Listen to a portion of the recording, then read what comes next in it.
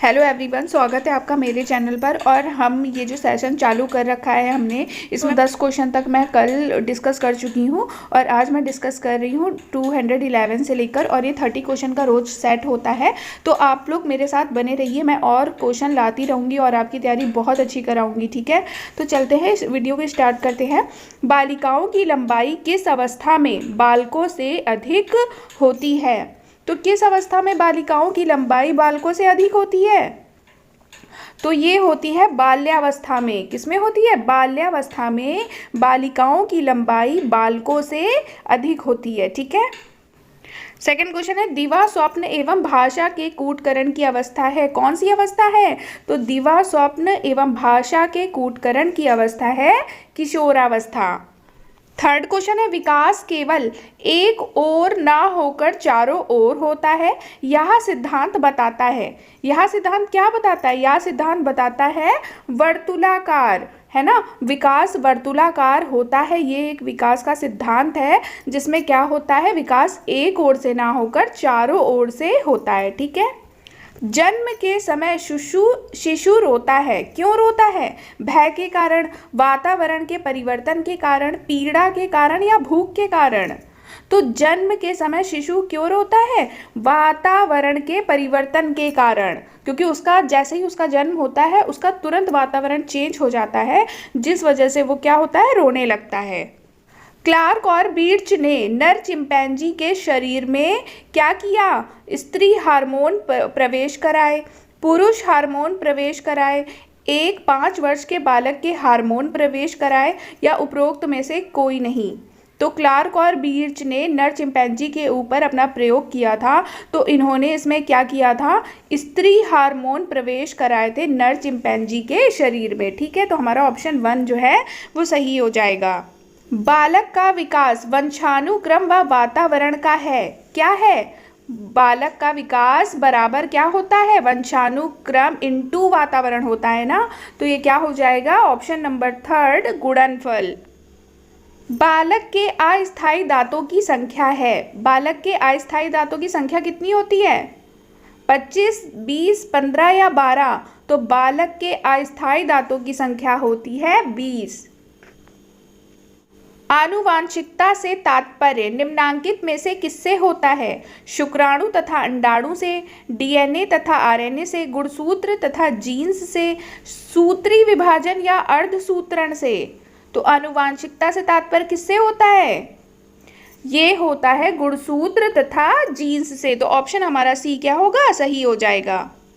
आनुवांशिकता के वास्तविक निर्धारक होते हैं। कौन आनुवांशिकता का वास्तविक निर्धारक होता है? कोशिका, गुणसूत्र, न्यूरीन या कोश शरीर? तो आनुवांशिकता के वास्तविक निर्धारक होते हैं गुणसूत्र।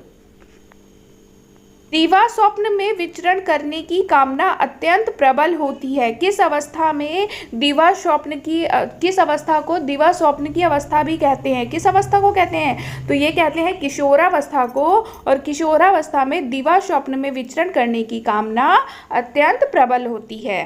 क्रोध संवेग के कारण उत्पन्न प्रवृत्ति है।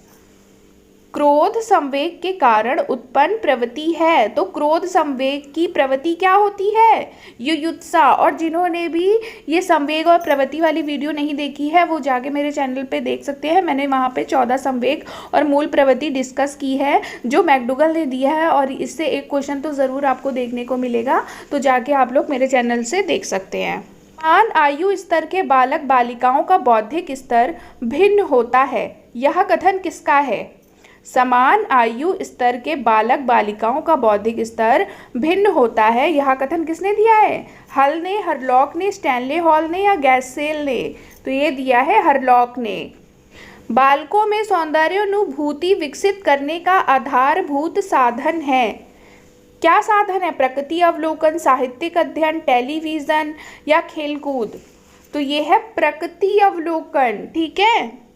जन्म के समय बालक की स्मरण शक्ति होती है, क्या अधिक होती है या बहुत अधिक होती है, बहुत कम होती है या कम होती है? क्या होती है? बहुत अधिक होती है। अत्यधिक लगा दे आंसर। जन्म के समय बालक की स्मरण शक्ति कैसी होती है? कम होती है। फिर धीरे धीरे यही स्मरण शक्ति बढ़ती जाती है और फिर अधिक हो जाती है। ठीक है। आत्मगौरव की भावना सर्वाधिक पाई जाती है। आत्मगौरव की भावना किस अवस्था में पाई जाती है? तो ये किशोरावस्था में पाई जाती है। अब यहाँ से आप डिसाइड कर लो कि किशोरावस्था किस में आ रहा है इन चारों में से। तो 13 से 19 वर्ष की अवस्था ही किशोरावस्था होती है। तो किस अवस्था में आत्मगौरव की भावना 13 से 19 वर्ष में पाई जाती है, और वो भी किशोरावस्था में। चरित्र निर्माण में निम्नांकित कारक सहायक नहीं है। कौन सा कारक चरित्र निर्माण में सहायक नहीं होता है? आदत, इच्छा, अनुकरण या निर्देश। तो चरित्र निर्माण में आदत तो सहायता करती है, इच्छा भी सहायता करती है, अनुकरण भी सहायक होती है, लेकिन जो निर्देश है वो सहायक नहीं है। 227 है, बाल्यकाल का समय कब तक होता है? बाल्यकाल का समय कब तक होता है, मतलब बाल्यावस्था कब तक होती है? तो ये होती है 6 से 12 वर्ष तक, और 12 से 18 वर्ष तक क्या होती है? किशोरावस्था। तो हमारा राइट आंसर हो जाएगा ऑप्शन सी। जिस आयु में बालक की मानसिक योग्यता का लगभग पूर्ण विकास हो जाता है, कि पहली बात तो आप अवस्था बताइए कि किस अवस्था में बालक की मानसिक योग्यता का लगभग पूर्ण विकास हो जाता है। तो वो होती है किशोरावस्था। ठीक है, लगभग पूर्ण विकास हो जाता है। तो इसी अनुसार आप डिसाइड कर सकते हो कि 6 वर्ष, 9 वर्ष, 11 वर्ष या 14 वर्ष। तो 14 वर्ष आएगा किशोरावस्था में, मतलब कि ऑप्शन ए हमारा सही हो जाएगा।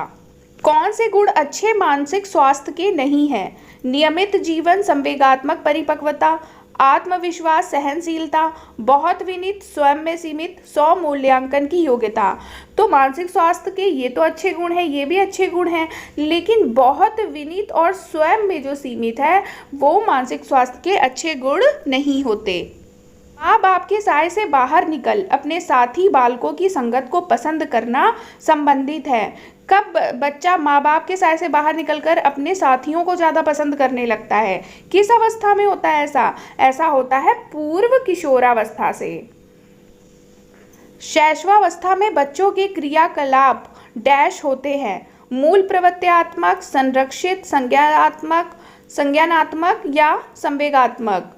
तो शैशवावस्था में बच्चा अधिकतर कैसे काम करता है? अपनी मूल प्रवृत्तियों के द्वारा कार्य करता है ना, अपनी ना संज्ञान के द्वारा ना संवेग के द्वारा। तो शैशवावस्था में बच्चों के क्रियाकलाप कैसे होते हैं? मूल प्रवृत्त्यात्मक होते हैं। विकास का वही संबंध परिपक्वता से है जो उद्दीपन का डैश से है। विकास जैसे संबंधित है परिपक्वता से, तो वैसे उद्दीपन किससे संबंधित है? परिवर्तन से, प्रतिक्रिया से, प्रयास से या परिणाम से। तो उद्दीपन संबंधित है प्रतिक्रिया से। बच्चों के सामाजिक विकास में डैश का विशेष महत्व है। अगर आप बच्चे का सामाजिक विकास करना चाहते हो तो किसका अच्छा और विशेष महत्व होगा? खेल का, बाल साहित्य का, दिनचर्या का या संचार माध्यम का? तो ये होगा खेल से। जब वो समाज में रहकर समूह में बच्चों के साथ खेलेगा तो उसका सामाजिक विकास बहुत अच्छा होगा। कोलबर्ग का विकास सिद्धांत निम्न में से किससे संबंधित है? कोलबर्ग ने कौन सा सिद्धांत दिया है? कोलबर्ग ने दिया है नैतिक विकास का सिद्धांत। ठीक है। था, फा, चा ध्वनियां हैं, ऐसे भी क्वेश्चन पूछे जाते हैं। ठीक है, था, फा, चा ध्वनियां हैं। इन ध्वनियों को क्या बोलते हैं? स्वनिम, रूपिम, लेखिम या शब्दिम? तो इनको बोलते हैं स्वनिम। था, फा, चा ध्वनियां क्या कहलाती हैं? स्वनिम। बालकों की सोच अमूर्तता की अपेक्षा मूर्त अनुभवों एवं प्रत्ययों से होती हैं। यह कौन सी अवस्था होती है? जब वो मूर्त चिंतन करता है तो वो अवस्था होती है 7 से 12 वर्ष तक। मूर्त संक्रियात्मक अवस्था जो कि दी है किसने? जीन पियाजे ने। उसकी एज है 7 से 12 वर्ष। ठीक है। और अमूर्त संक्रियात्मक अवस्था कब से होती है? 12 से 14 वर्ष होती है ना। निम्न में से कौन पियाजे के अनुसार बौद्धिक विकास का निर्धारक तत्व नहीं है? सामाजिक संचरण, संतुलीकरण, अनुभव या इनमें से कोई नहीं। संतुलीकरण तो बौद्धिक विकास का निर्धारक तत्व है, अनुभव भी है, लेकिन सामाजिक संचरण बौद्धिक विकास का निर्धारक तत्व नहीं है। एक क्रिकेट खिलाड़ी अपनी गेंदबाजी के कौशल को विकसित कर लेता है, पर यह उसके बल्लेबाजी के कौशल को प्रभावित नहीं करता। इसे क्या कहते हैं? विध्यात्मक प्रशिक्षण अंतरण, निषेधात्मक प्रशिक्षण अंतरण, शून्य प्रशिक्षण अंतरण। इसे क्या कहते हैं?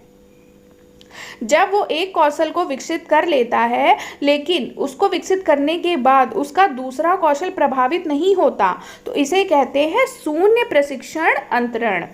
विकासात्मक बाल मनोविज्ञान का जनक किसे कहा जाता है? तो विकासात्मक बाल मनोविज्ञान का जनक किसे कहा जाता है? फ्रायड को, ब्रूनर को, जीन पियाजे को या कैली को? तो विकासात्मक बाल मनोविज्ञान के जनक हैं जीन पियाजे। क्वेश्चन है, बालक की अभिवृद्धि जैविकीय नियमों के अनुसार होती है। यह कथन किसका है? बालक की अभिवृद्धि जैविकीय नियमों के अनुसार होती है, यह कथन है क्रॉगमैन का। तो ये था लास्ट क्वेश्चन। उम्मीद है वीडियो पसंद आई होगी आप लोगों को। Thank you so much.